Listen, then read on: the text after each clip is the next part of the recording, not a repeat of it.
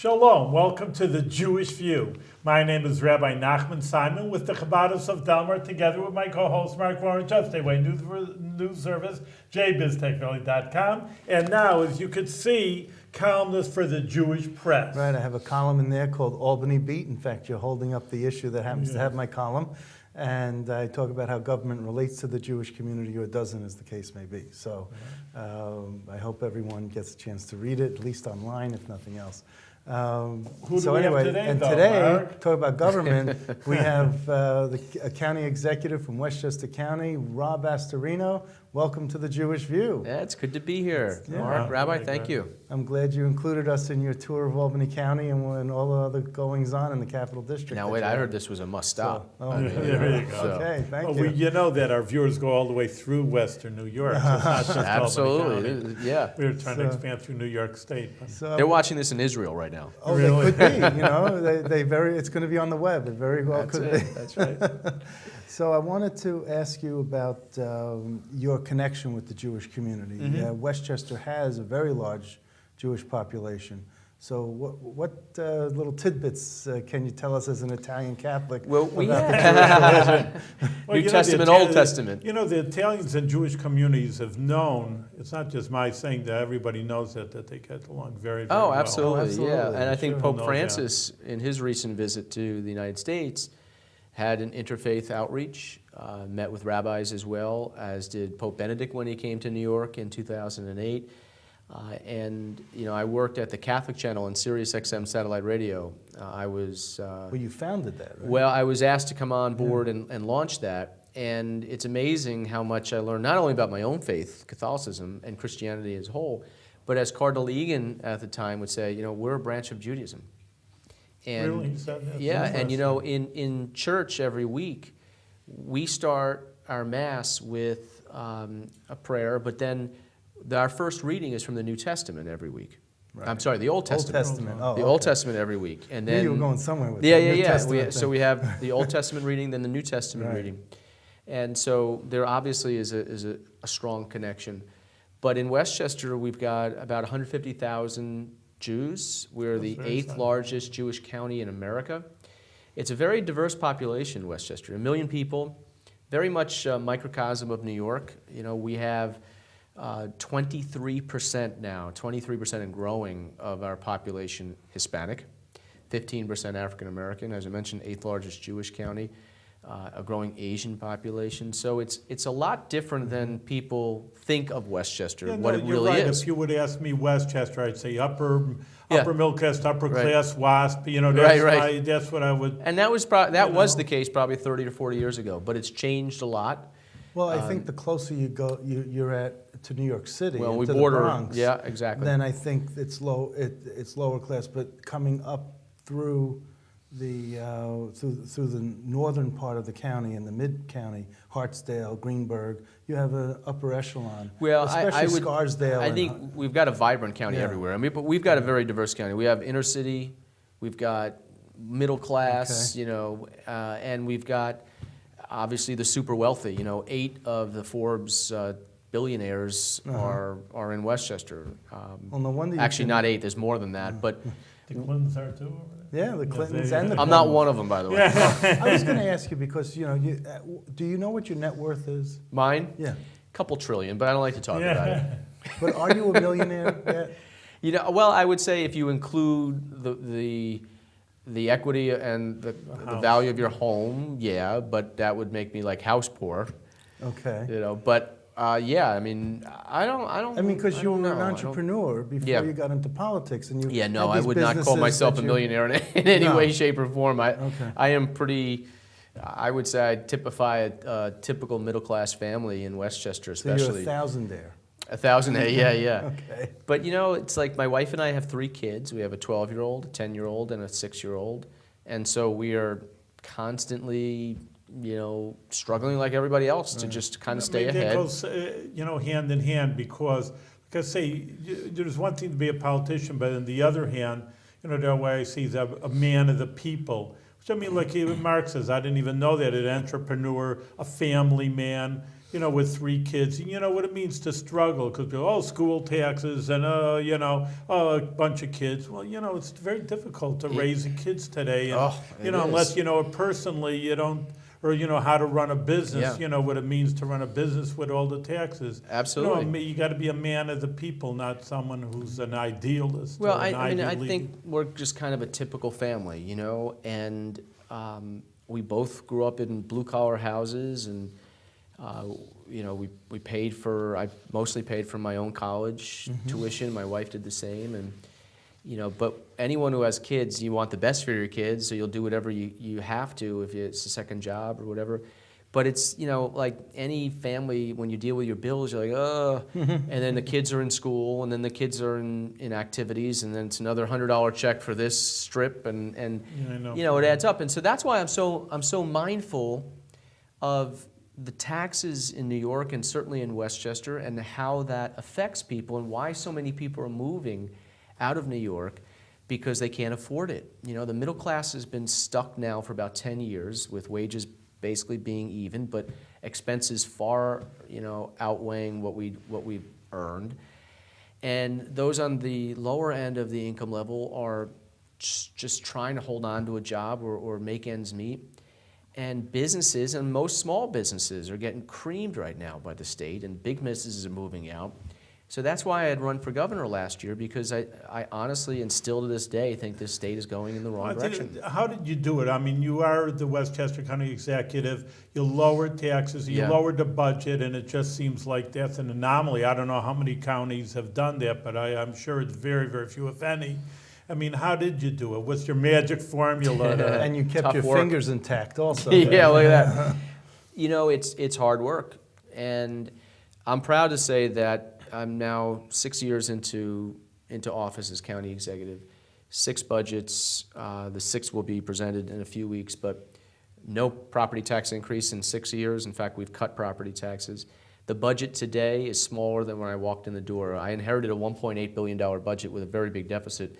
We're down to $1.7 billion. So we didn't slow the rate of growth, which is outpacing inflation and outpacing what people can afford in taxes. We actually held the line. And did you wipe out the deficit, though? We did, but the problem is an imbalance in New York. And I was in Lake Placid last week, and in Albany, of course, today, but talking to other county executives.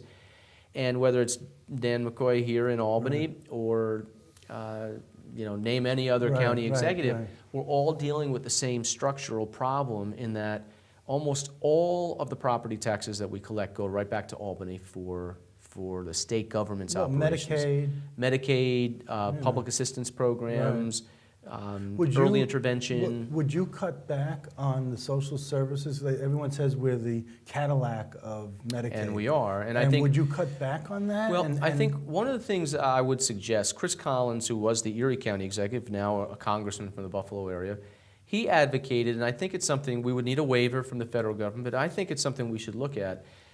If New York City wants to offer not just a Cadillac plan, but a Lamborghini plan for social services, then that's a policy decision that they can make, and they should pay for. The taxpayers in New York City should pay for it. But if Westchester or Shenango or Wayne County or Schenectady or wherever, they should be able to pay for the levels of service that they deem appropriate and that they can afford. And I think that's something that we should look at. Because we do have a Lamborghini plan in New York right now. Almost 1 out of 4. They don't make Lamborghinis anymore. So they make Cadillacs. See, they've gone up in value. And Cadillac's an American-made car, right. So I was staying with American-made here. That's it. So, yes. But if you look at it, we're going to have basically 1 out of every 3 people are going to be on Medicaid in the next 5 years in New York. That's a problem, because taxpayers are leaving. Yeah. Which means the disparity is growing with the number of taxpayers versus the people who want and need services. So we got to find a right balance of what we could afford and still being able to keep our seniors here, our small businesses open, which employ people, our middle class, young couples. Did George Pataki do a good job with keeping the state in check? He certainly put it in the right direction. He inherited from Mario Cuomo, and the state was out of control. Well, but did he, in 12 years, was he able to? I think there were certainly things that I did not agree that he did with, but I also think He did a lot of good things and did bring some fiscal discipline. And he lives in Westchester also. He's actually in Putnam County, Oh, he's in Putnam? and he has a home up Okay. in Essex County. Garrison? He's in Garrison? Yeah, Okay. yeah. So okay, so he's not a constituent, okay.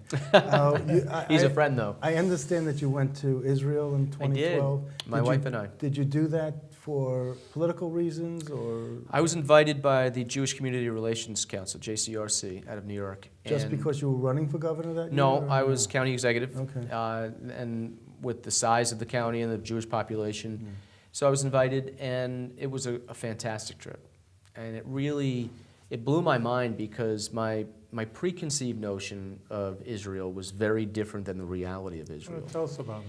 Well, I thought, look, you're going to have a country that is just totally in fear, paralyzed with fear of a bomb dropping on them and dealing with the enemies that surround them. I wasn't really sure of what the cities or land was going to look like. I had all these preconceived notions. We got there, and it was just the opposite. Vibrant. They're cognizant of the fact that they've got some enemies that want to do them harm, and we did go down to Sderot, where it's a small village that gets bombed every 3 days, and yet life goes on, and yet they're very productive, entrepreneurial, great businesses, and to be in Tel Aviv and to be in the north and to be on the border with Lebanon, and you really get and Syria, you get a real understanding of what Israel goes through. And what bothers me the most right now, this deal with Iran, is, to me, it's sheer lunacy. We're giving everything away and giving up our best friends in that region. We're giving up security for not only Israel, but the United States. And people who say, well, we shouldn't really be concerned about Israel. Well, we should, number one. But number two, this is a U.S. issue. This is a national security issue. We're putting Iran on the pathway to a bomb. We're unleashing a flood of money for them to give to terrorists. Iran has earned the honor system here. We're going to say, okay, you're kind of on your own, and we're going to believe you, and we'll give you, 3.5 weeks notice when we want to come in to inspect. And by the way, you can appeal that and drag this out for months and months. To me, it's insane. So why are there so many people in favor of it? Are they just blind to it? I think part of this has come down to straight politics. There are some people who will not break from either the liberal ideology or their party, if it's a Democrat. But there are some conservative Republicans who are in favor of this too. Well, I think some of them have said it's the best deal we can Right. get. But sometimes the best deal is the deal you don't make. And right now, we're putting ourselves in jeopardy. We're rewarding a country that is the #1 state sponsor of terrorism, that's putting our own national security interest at risk. Why would we do that? And by the way, we're still going to leave 4 hostages in Iran and not even get them in return? I mean, it's sheer lunacy. I was in New York City a few weeks ago for a rally with Senator Lindsey Graham, Senator Joe Lieberman, and myself and Jim Woolsey, who was the former CIA director. And we spoke to thousands of people there, and we were outside Senator Gillibrand's office, imploring her to do the right thing for New Yorkers and for America, as well as Israel. And obviously she didn't hear us because she's going to vote for it. Senator Schumer, I give him a check mark in that he's voting no, but also, I think it's incumbent upon Senator Schumer. It's not enough to just say I'm going to vote no and then let everyone else do what they want to do. That wasn't the case with Obamacare or other things. It was, not only am I going to take this position, but I'm going to make sure my party votes this way. He should have gone out and made sure Senator Gillibrand voted no and others, and he didn't do that. And that's a failure of leadership. Okay, so you're not in favor of him becoming the next leader of the Democrats in the Senator Senate, Schumer huh? and I actually have a good relationship. We do. We've met many times in his office in D.C. But the gloves come off in an election year. Yeah, I mean, the gloves come And- off in an and- election year, I guess. And this is a legitimate issue, I think. Now, he's on the right side of it with his vote. Senator Gillibrand will not be. Now, earlier in September, you and I were at this Republican convention, and Larry Kudlow Yeah. was speaking, and you spoke also. And Larry Kudlow, he was born Jewish, now he's Catholic, and he's better. He told me he's a better Catholic than a Jew, and I was just, and he renounced his Judaism. But and now he wants to run for U.S. Senate in Connecticut. Against Blumenthal, who Okay. voted for the Iranian deal, So had lied about his service. Is there anyone who can run against Schumer in New York State? I think we've got a lot of good candidates Who? if they choose to run, and that's a big sacrifice. You need to raise a lot of money. Well- It's uphill, but that shouldn't be the No, determinant. but they're not, right, because you had an uphill battle Correct. against Andy Spano, and you got, Yep. so you succeeded And it the can be second won. time. And I think we've got great county executives. 14 of the 18 in New York State are Republican. Yeah, but- We've got we've got 9 U.S. representatives, congressmen.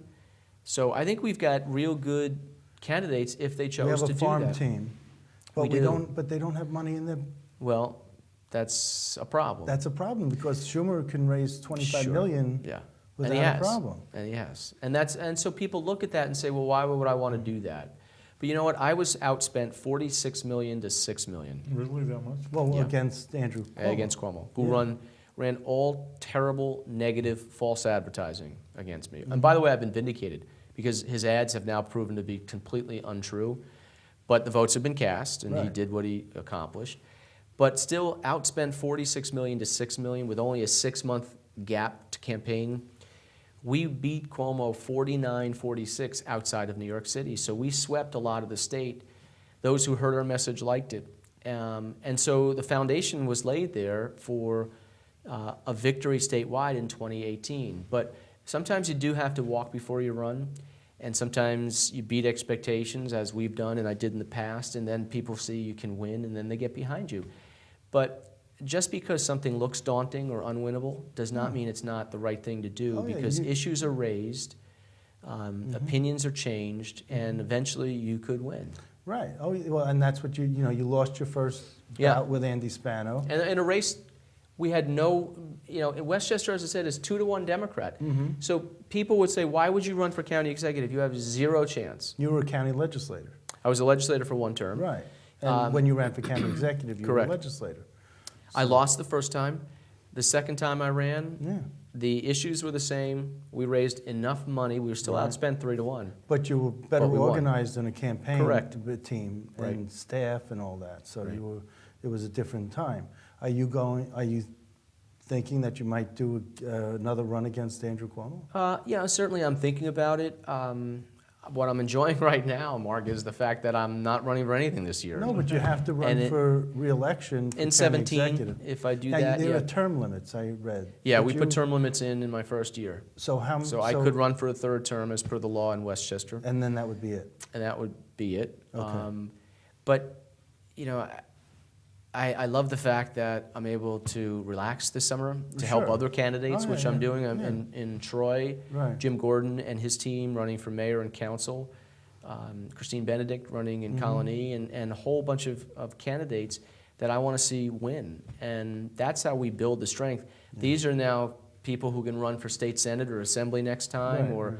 or Congress or statewide, and, No, and we got to look, build Chris a party. Gibson is going around Yeah. the state, and he's saying we need a 2-party system. It can't just be all blue. Mm-hmm. We got to make it more of a light blue or more red. But isn't that Well, we the proved same that thing you that can you're make it doing? red. In 2010, if you look at the electoral map by counties in New York, Cuomo won, I think, 48 or 49 counties. It was totally blue around the whole state. Yeah. Being outspent $46 million to $6 million in 2014, the whole state went red. We Yeah. won just about everywhere except this little blue dot down south called New York City. But when Lou Lehrman and Mario Cuomo Yeah. ran, the only counties that Mario Cuomo won were the 5 boroughs and Albany County. Yeah. Lou Lehrman decimated Mario and all the other Yeah. counties. But it was enough in New York City and Albany County where it was less than a percentage point. Yeah. Interesting So- enough, the perception is that you cannot win statewide unless you win New York City. I'm not running for governor. I'm not running for mayor.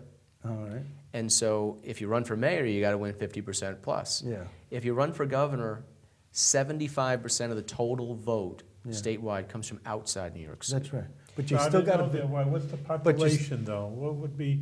Well, of all the votes that are cast, 75% come from Interesting. outside New York I City. didn't know that. That's Right. interesting. So, point. I mean, just to put it in perspective, in a presidential election, so next year in 16, about 40% of the total statewide vote will come out of New York City. The other 3 years, it's only about 25%, so it's a big drop-off. And in New York City, you only have to get about 30% of the total vote As a Republican. as a Republican, assuming you do well in the other parts, which we did. Well, I'm thinking it's up there about 38, 40%. In New York City? In New York City. That It'd be nice to Republican- get that. That would No, be I a think blowout, but that's- you don't need to do that. You don't. No. 28, 30% wins you the race. Mark, I think it's Can we- important also, of course, we're on Yeah. the Jewish view, and then as a rabbi here with Jewish. Well, we're doing math. That's a Well, Jewish thing, isn't it? It's not bad, but I'm just saying, since you have a sizable Jewish, I mean, you know, you're representative of a very strong, sizable amount of Jewish people. I mean, to make inroads in New York City, not just kind of what you're saying is just, okay, we'll just win super outside New York City and Right. win. Make inroads in Jewish community, and again, maybe Mark knows the numbers of what the Jewish people anyway vote out of their proportions more than other people. But just making that link between Westchester Right. Jewish, hey, I'm a friend of the Jewish community, look, you know, I have a track record, and then going into New York City, which is very sizable Jewish Yeah. community, saying, hey, I'm a friend of the Jewish people, and that would be a. So we'll put a keep on him too. You know, it's funny. Someone had one made up for me, and on the back, it says Rob Astorino in Hebrew. Oh. And so he gave it to me, and I was going to this big Jewish event, and I put it on, and I said, can anyone else confirm that it actually says Rob Says Astorino, not kick me or something? No, I'm just thinking also maybe in Hebrew, Rab is the same Hebrew word as like a rabbi in Hebrew Rosh. is Rav. Oh, Oh, right. So maybe they'll Rob. say Rabbi Astorino over here. If it Make you a works. rabbi over here. All right. good. So do you, I don't want to use the word play, but are you cognizant of ethnic politics? You know, I think unfortunately that's been kind of the downfall of politics right now, is that everything is, you know, microed, right? So we've got to get the Jewish vote, and not just the, you know, we're not going to get the Reformed Jewish vote, only the Orthodox. It's all, why are we all hyphenated? We're all New Yorkers, we're all Americans. Obviously, Jews tend to vote Democratic. And I don't think they should. I don't think it should be a monopoly on that. And that's why I've never been afraid to go to all different parts of Westchester, and even when I was running statewide, into non-traditional Republican areas and say, I want your vote, and here's why. Yeah. I speak Spanish, and so I went to, you know, areas where it was predominantly Spanish speaking, and said, look, I want your vote. African American areas, I want your vote. And that's the way Republicans will win, by not ceding any territory to the Right. Democrats. In fact, going and playing in their backyard. That's right. And making them defend their failed policies. And they can't. And so we offer a much different opportunity, and give us a shot. You know, it's interesting. Shelley Silver represents the Lower East Side. Yeah.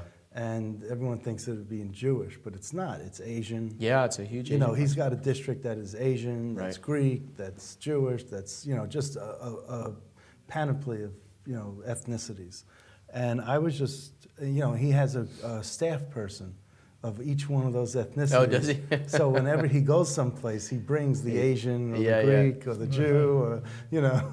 Smart politician. And I think that's smart, but I think that's also playing ethnic politics in a smart way.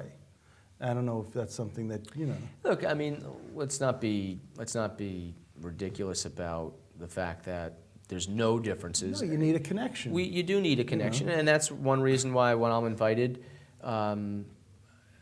I'll go. You know, Yeah. why not? And during Rosh Hashanah, I Right. went to a temple in Harrison, and we were part of the celebration, and do that all the time. And I think, first of all, that's part of my job. And by the way, I've learned a lot. You know, and the more you know, the more you respect. Well, Mike McNulty, a longtime congressman in the Albany area here, would go to Temple Israel and sit there on Yom Kippur and pray with, Rabbi Silton would bring him in, and he, they had this award that they would give out also, not always to Mike McNulty, but they would give to, different people, but Mike McNulty would always be there, and of course, you can't take pictures and all that, so he wasn't there for the photo op. Right. But, every year that he was in office, and even when he was in the assembly, he had this bond with Rabbi Silton that he always was in the pews at Temple Israel in Albany. I didn't know that. Yeah, so, there's that connection that you really want your constituencies to know that you're just not there to glad hand and kiss babies and smile and, that there's some meaning behind support, in that regard. What makes me smile the most is when I have someone come up to me and say, I'm a Democrat, but I voted for you, or I'm voting for you. I love that. Well, but then, for every Democrat who says that, if they yeah. only did that, you would have been governor by now. Yeah. But that's how I got elected in Westchester. We got 25% of the Democratic vote. Yeah. And I wasn't going to be mistaken for Democrat light. I mean, I'm a Republican. I'm conservative, and my views on issues differed sometimes, but they respected the fact that I told it like it was, I told the truth, and did what I said I was going to do. In the last few minutes we have, believe it or not, I just wanted to ask you about this housing controversy that was happening in both the Clinton and Cuomo's backyard. Could you just tell us the background on that? Well, real quickly, in 2006, Westchester County was sued by a nonprofit, and in 2009, when Obama came in, he put his Civil Rights Division of the Justice Department on this, and so HUD and Justice intervened in this case. Then County Executive Andy Spano. The case was that Westchester took federal money, housing money, under HUD, and didn't do all its obligations to determine whether race was a factor in zoning and those kind of things. And so Westchester settled, my predecessor settled. The county has to build 750 units of low-income, fair and affordable housing, whatever you want to call it, in predominantly white neighborhoods. We have till next year to do it. We're well ahead of schedule, and we had to spend over $51 million. Now, I disagreed with the settlement. There was no finding of fact against Westchester, no admission of guilt. It was a settlement. All right, we're now, and my administration, I inherited on day one, we're well ahead of schedule. We're building the housing, but HUD has become very aggressive against the county, making it their grand experiment, as they said. And in HUD's view, they are now attacking Westchester as being discriminatory and segregated because of zoning. Their view that if you limit the height or density or acreage or number of bedrooms in a housing development or anything, that it's discriminatory, racist, et cetera. I totally reject that. We're a welcoming community. I talked about our diversity earlier. I welcome everyone to start a business and a family in Westchester. Right. In fact, I won't tolerate discrimination. But what happened? But I will not allow the federal government and HUD and bureaucrats to dictate local land use and zoning. We have clashed about that, but we just had a Second Circuit Court of Appeals basically That's say— a federal court. Federal court basically said there is no discrimination in Westchester's housing policies. Federal government can't come in there and dictate this, cannot say, hey, condition money with zoning. And by the way, this needs to wrap up soon. You can't stay in Westchester's hair for 20 years. So it was a big victory, and we held our ground. But this has an effect in Albany. This has an effect in every community that takes money from the federal government. And who was the former HUD secretary? Andrew Cuomo, who, by the way, despicably, last year called Westchester discriminatory and segregated, sided with HUD against his own community, Newcastle, where he lives, where the Clintons live. And he needs to apologize because we've been vindicated. He should never play those gutter politics. And if he thinks the town he lives in is discriminatory, then why does he live there? Because that's where his girlfriend lives? This happens, that's the house? Maybe, It's like, but you still. know, but that's just the crossroads. But I just Yeah. wanted to, so are they appealing this Circuit Court of Appeals? On the decision? narrow decision, they won. Basically, it said that even though HUD promised the county money and communities money, that we basically got to play by their rules and they could take away the money. the money was never about the money. I could care less about the money. In Right. fact, going forward, I'm out of the program. We don't want their money. Right. But what was really important was that we did not give an inch to their bullying Right. and trying to take over neighborhoods on their whole social engineering. But that's a warning shot to everyone in America, everyone in New York. If you're going to get in bed with the feds and take their money, you're going to cede control. So where are you building these 750 units? Chappaqua, which is where the Clintons live, Right. and in various other communities where we find land and work with developers and work with the community. And we're for affordable housing. That's not the Right. issue. It's not going to lower the property values of the Clintons or whatever, or you don't care. Look, what we want is housing for people, permanent housing for Yeah. people. Are any of them We're being finding built in them- Hawthorne, where you live? Mount Pleasant, my town, was the Yeah. only community to not take CDBG funding, so Okay. they technically shouldn't have to. Community Development Block Grant. Correct. The CDBG. It's not a rock club. No, Yeah, okay. exactly. So that's where you're at with that. Yeah. Okay, so it's not going any further. This was the decision. We have till next year to finalize the housing. We're working Right. on that. We're ahead of schedule. But for HUD to make these kind of accusations And you hope is unfair. that this won't be an issue coming up in your second gubernatorial campaign, if you have If one. it is, I'm not backing down just like I did in the first time. I'm standing firm with our What do you communities. think about Chris Gibson going around? Do you think he's going to primary? Do you think there'll eventually be a primary? Do you think Oh, that I don't know. I one mean, of you you know, might, split it and? I think what Chris needs to do for the next year is be the best congressman he could be. I'm going to be the best county executive I can be. And that stuff is going to play out in late 17 or 18, so we got plenty of time for that. I know, but you must be thinking. Sure, I'm or thinking, your staff. but- And is he a possible opponent? Do you like primaries? Do you? I don't think primaries are going to help us because I think whoever the candidate is should have the support, be able to use that money after one target, Sure. which would be either Governor Cuomo or whoever the nominee is.